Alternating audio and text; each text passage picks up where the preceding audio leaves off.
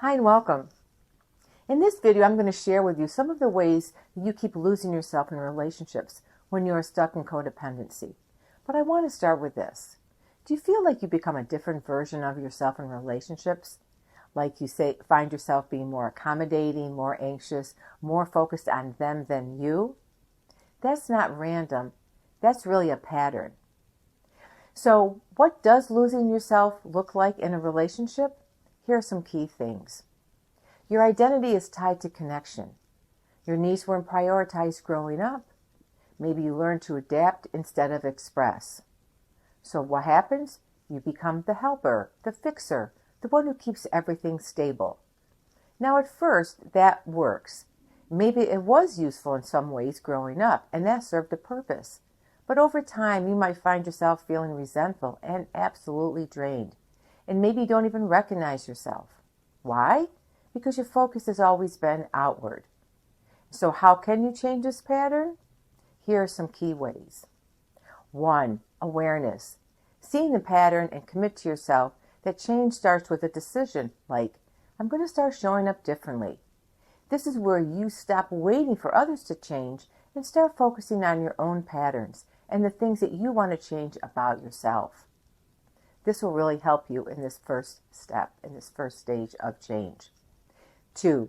Understand your origins without staying stuck. Reflect on how emotions were handled in your home, whether your needs were supported or not, and what role you played in your family. Of course, this isn't about blame, it's really about clarity.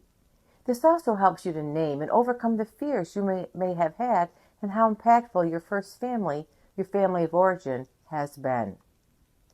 3. Recognize red flags. When you're used to codependency, unhealthy dynamics can feel familiar. So it's important to watch for a lack of reciprocity, emotional unavailability, constant criticism, and feeling responsible for someone else's behavior. 4. Start setting boundaries, and small at first. Boundaries don't have to be extreme. You can simply start with saying something like, let me get back to you. This helps you to hit the pause button and pump the brakes each time as you step back and decide with less emotion what you actually want to do. For example, you can pause before saying yes, asking what you need, letting people manage their own emotions, and tolerating the discomfort of not fixing the situation or them. And also allowing yourself to say no without explanation. And remember that discomfort is expected. It doesn't mean you're doing it wrong. It means you are trending in the right direction, and that's good. The discomfort also tells you that something needs to change and that you are taking the steps to make that happen. I see discomfort as an opportunity for growth and reflection. And these are the inflection points in life that are all so important. 5. Stop overfunctioning. This is one of the biggest shifts. Overfunctioning looks like fixing, managing, anticipating, and caring more than your share. But when you start to step back, others are forced to step up, or the dynamic becomes clear. 6. Redefine what healthy love looks like. Codependency often confuses love with sacrifice, anxiety, and earning approval. Healthy relationships, on the other hand, include mutual effort, emotional safety, and space for individuality. And 7. Practice healthy self-prioritization. This is where many people get stuck, because focusing on yourself can and often, at least in the beginning, feel wrong, uncomfortable, and selfish. But to grow is actually necessary. So you can begin with small choices, small acts of self-respect, and small moments of putting yourself first. I call this healthy selfishness. And 8. Get support. Codependency is relational, so healing often requires support. Individual therapy can help you experience personal growth, untangle guilt, build identity, and work through the discomfort that often comes with making these changes.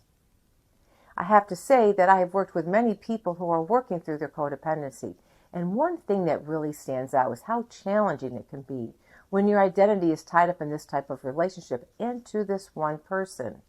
And it can be very challenging to overcome. So when you start to step away and take the steps to overcome codependency, the loss of your identity can be overwhelming. But this is a reminder that change will help you become more of your own person, which is ultimately the goal. So you have to start to ask yourself questions like, who am I without this person? Whom do I want to be? And what is exactly important to me? What's important to remember is that you don't have to stop being supportive or caring. You just have to stop disappearing in this process. And always, I hope that helps.